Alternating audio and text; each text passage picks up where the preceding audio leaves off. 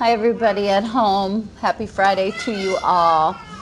We are here and I'm showing the students the babbling video that I gave you the link for on Canvas. That's how we're opening class today. And Brian Chacon has no humor to this video at all. So we'll get started. Welcome. Happy Friday, like I said. Super, super cute. So welcome everybody. Let's get started. I'm gonna videotape this class. It is cold in here. Are you guys chilled? I'm very chilled. So I'd like to start today by just a couple things. I'm pretty sure you guys all have that stuff, right? Okay. Your homework tonight is to read 313 to 325, and then you guys have a Canvas assignment. It's called Genie. You just click on the link and answer those questions that I have on there. That will be graded, so you're going to want to make sure you guys submit that. Let's see. I just want to ask, does anyone have any questions regarding the new announcement that was made? I don't know a lot of answers, but I want to give you the opportunity if you guys have any questions regarding what that week might look like for us. So the Zoom calls all day? Yeah, so what we've been told is every teacher is required to be in our classroom all day on Monday and Wednesday for you guys, Tuesday and Thursday for you guys at home. I will be doing a Zoom call at your normal class time. So you guys are fourth hour on Monday and Wednesday. You'll log in to my Zoom link and we'll be meeting together.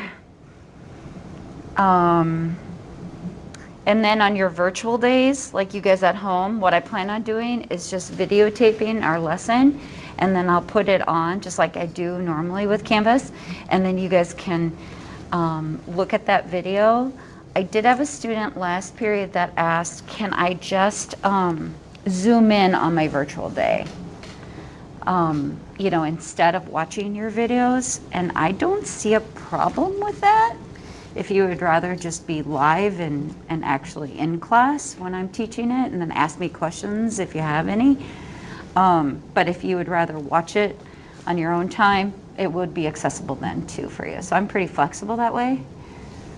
What else might you need to know?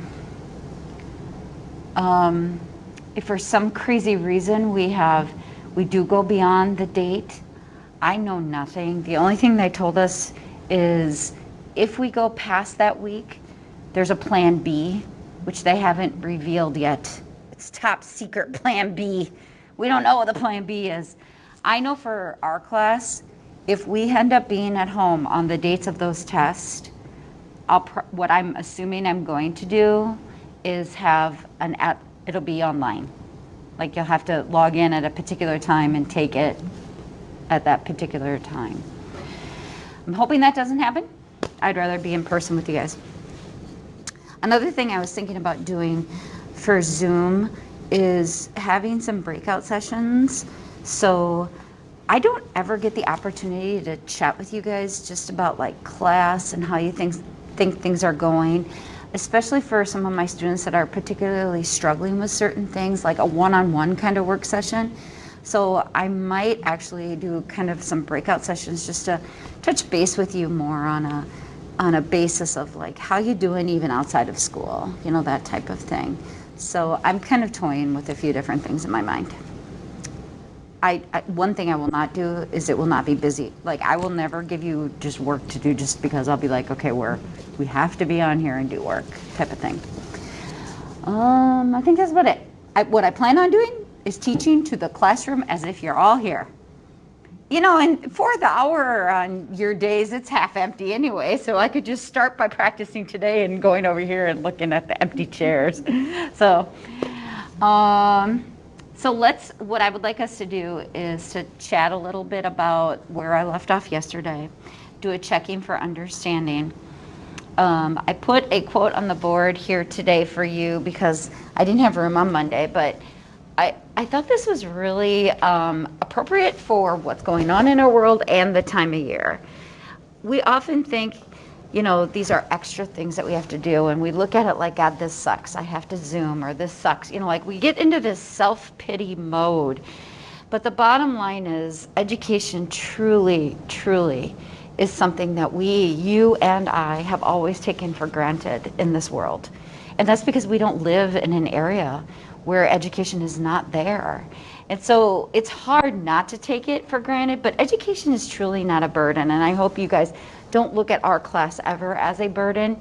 So if you're ever getting stuck in these self-pity, worry, or envy modes, like I wish I had an easier time doing this, try to think of something that you're grateful for. And as we are approaching Thanksgiving, it's really good for your soul too. So I opened up with a babblers. There is a reason for that. When you guys get to the language piece, they'll talk about babbling. But right now, let's wrap up where we were at yesterday with problem solving. If you're at home, you guys, this is actually on Canvas. So I told you that yesterday. I believe this was the one where we left off. I have had a couple kids a little confused because we were rushed at the very end of the day yesterday. And so I just want to make sure any of you, because this will be a good transition for us, have an opportunity to chat about what I had students do was write down what's the best example for a bird, color, car, etc., etc., etc., a motor vehicle. And why I had them do that is because then we moved into the word, we were talking about prototypes, your best examples. And here's where some students seem to be a bit confused today, which I can understand why. But these words in red are very important sight words that you need to understand and actually be able to apply, even though they're not written on that purple blue sheet. A schema is that file folder that we have. Honestly, the analogy works so very well, but if you think about it, follow me, camera. This big old file cabinet is my brain, okay? And like your file cabinets probably consist of 50 more of these because you guys are smarties in here. But you know what I mean. Every bit of knowledge you have is filed some way in that brain of ours, and it does so automatically. You don't even have to like put it into a particular file. It just does it. So when I open the file cabinet and I pull out these big green binders like this is going to be everything you know about a particular concept. So everything you know about music was the example I gave students yesterday. And then these little file folders are the concepts of country western, rock, pop, you get the point, classic. And if I open up one of those file folders and now all of a sudden I say to you, give me your prototype of a country western singer, sometimes, well, for some people yesterday they actually said Blake Shelton. So we were talking about schemas, everything you know, because does this impact our way of thought? Yes. The knowledge you have, I'm over here, the knowledge you have about that stuff impacts our problem solving. This rolled into a representative heuristic. If you don't fit the mold of what I think, then obviously I'm going to have some problems and it's going to cloud my judgment. So if I think the man on the left is the true librarian, and he isn't, it clouded my judgment of that. And so when we think about how many times has anybody ever been in a situation where you don't fit the mold of how people think you, I guess teenagers would be an example. I'm just trying to think on the fly here. What are some ideas people maybe my age or older have about teens? Just throw them out there. Rebellious, loud music, they don't care, they're lazy, da da da da, right? All those bad negative things. Did you ever have somebody judge you based on just your age but you didn't fit the mold of a stereotypical teen, and how they made a wrong inference because of that? I see this sometimes in the cars when we're driving. You know, like be with people and they'll say things about that old lady driving a car or that really young kid driving a car. We do this too, right? And then all of a sudden they don't fit that mold and you're like, that's a little bit odd. They don't represent your vision of what a true teen is. So representative heuristic can cloud those judgments. Then I talked about how often, even just a common term that most of us are going to be learning about second semester when we talk about mental health, otherwise known as brain health now today. And if you say somebody has a mental illness, sometimes we have those prototypes of what that person would look like and behave like. And I told the students, you guys would be so surprised if you knew how many people that you work with, that you live with, family members, cousins, aunts, uncles, extended family members, that you have here in this building, whether they're a teacher, a paraprofessional, or a fellow students who actually have some type of brain health issues. And they're not walking around looking like this, right?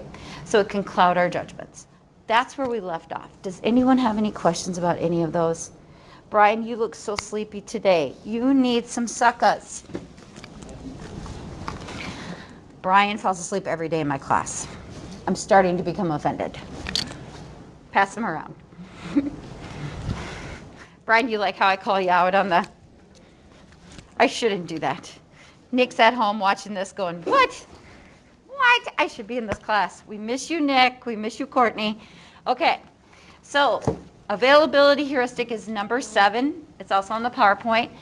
So same second word, different first word. Representative heuristic, how well they fit your prototype, how well they represent. Availability heuristic is how easily those examples come to your mind. Maybe some Friday night you guys are watching a documentary on sharks because you're bored to tears. It looks interesting. I don't know. And you watch it, it's like, oh my God, it's how these shark attacks happen, and da-da-da-da. And you have that in your mind. Next week, for some reason, you and your family are flying off to Florida for the very first time, and you're going to see the ocean for the very first time. And you're like, I am not getting in that ocean, because what's coming to your mind? That documentary that you spent some time watching, and it just keeps coming up. But the likelihood of any of us getting bitten by a shark, how likely is that? Pretty small, even if we are swimming in the ocean. It's not real high. So sometimes we tend to take the information that we have just right there. So let's apply this to life today. And I'm asking the 3 of you to come up with something. Think about coronavirus. Or you could think about everything that's happening with race relations in our world right now, in the United States particularly, or politics. How could people make a mistake by using availability heuristic? Talk it amongst yourselves, the 3 of you, please. Come up with an idea. And then we're going to broadcast it. Like after watching all the coronavirus stuff, like how deadly it is, look the actual percentage of people with death is like 1% in America. So how are you making the mistake? You're just like super scared of like going outside at all. The fear factor, right? Yeah, kind of like the shark thing, but just in a different way. So Brian's going to repeat himself as the camera follows. Mm-hmm. Say hi, everybody. Big class here today. All right, say it nice and loud. So like an example is just like with coronavirus, like everyone's super scared of like getting it, but there's only a 1% chance to actually die, so everyone's just super scared of like, contracting it outside. Yes, and here I am close to you with no mask on. Okay, correct. You understand? What's mentally available to us tends to be at the forefront of our mind in that. Good. Anchoring heuristic. The big key for this one, you guys remember, is whatever you're told first or whatever you hear first, it kind of solidifies and stays with you. And you can't let it go for whatever reason. So you use that as you're holding up like an anchor. If you think about what a boat anchor does, it kind of pulls you down. It pulls the boat down and holds you into one space. An anchoring heuristic, you're holding on to that first bit of information and you're not allowing yourself to kind of progress or move forward because you're just held back. Example, a jury hears the prosecution's evidence first regarding the amount of money the defendant should actually pay. It's hard to change their mind even as the trial goes on because they keep thinking of that first dollar amount that they heard. Now the three of you are going to give me a modern day example of that. Brian cannot come up with one, ladies. So discuss first. Go for it.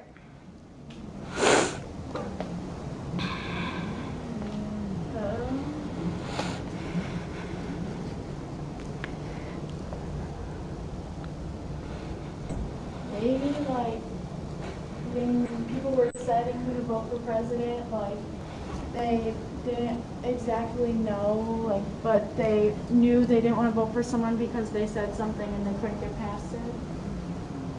Okay, so lots of maybes. Yes, I think I am kind of following you. Anybody want to add to that so we can get a little bit more specific?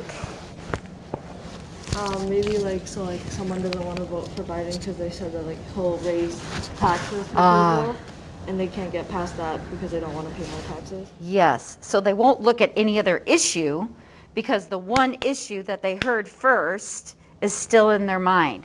I kept hearing Trump, even though he was done talking about it, talk about, in my mind, I kept hearing the defunding of the police. That was something he kind of hit hard on early on. And so even though he wasn't talking about it later, it was something that kind of kept coming back in my own personal mind. I was holding on to that anchor.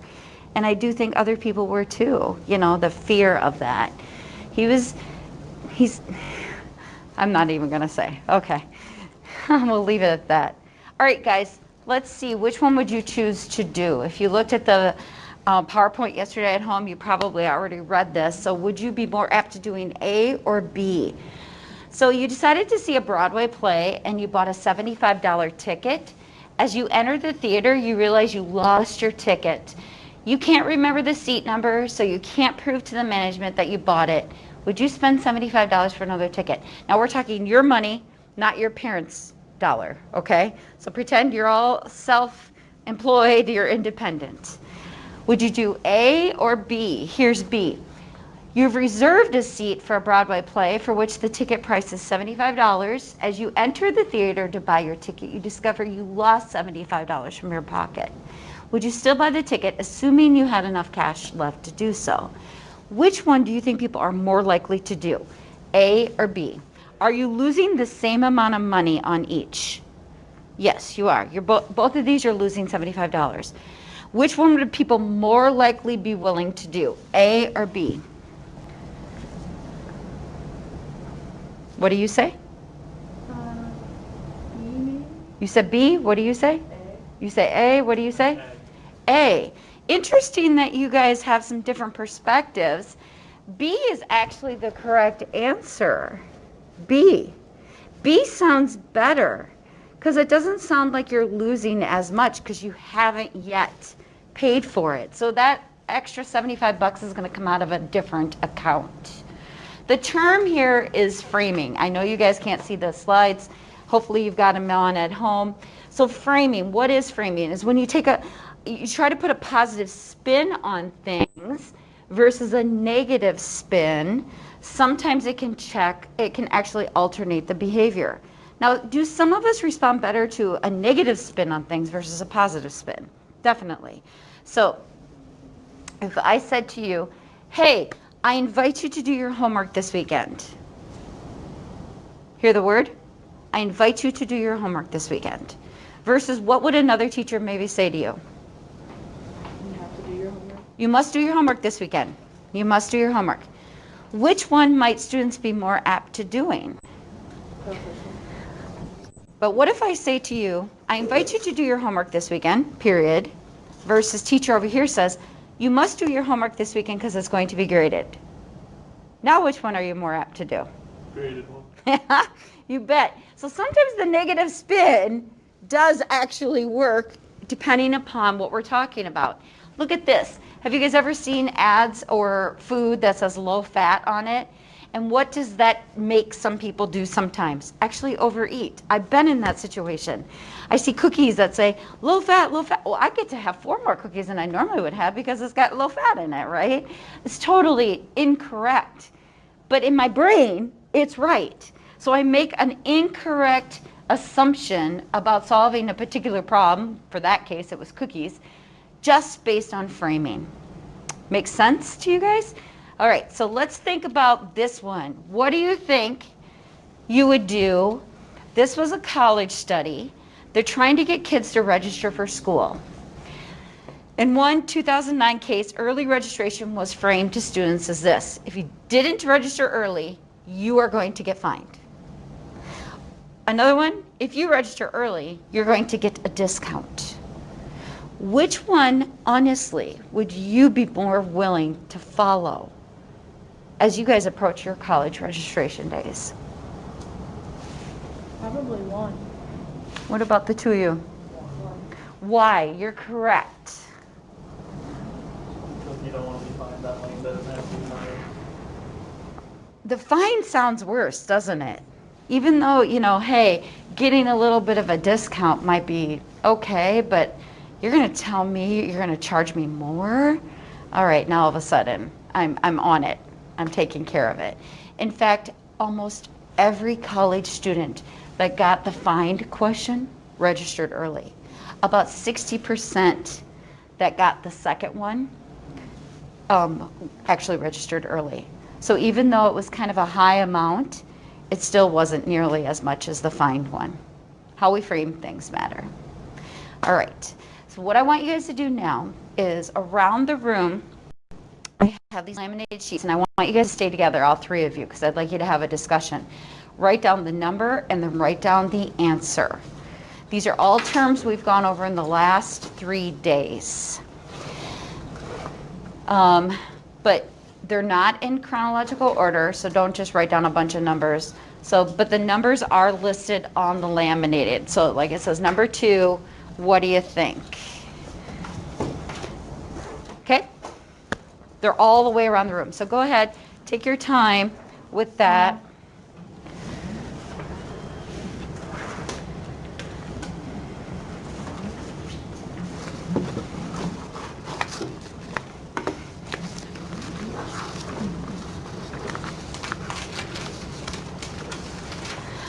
Okay, so what we are doing, so you guys got to get up and move. What we are doing right now is we are going through these yellow sheets, and they're going to come up with the answers, and then once they're done, I'm going to go over the right answers with them. So I would recommend strongly, if I was at home, to actually go through those and see if you can get the answer, and then check them to make sure that they are correct. Let's see. I also put on Canvas the correct answers, so you can actually check your own, and you can take a look at that link. So that would be under today.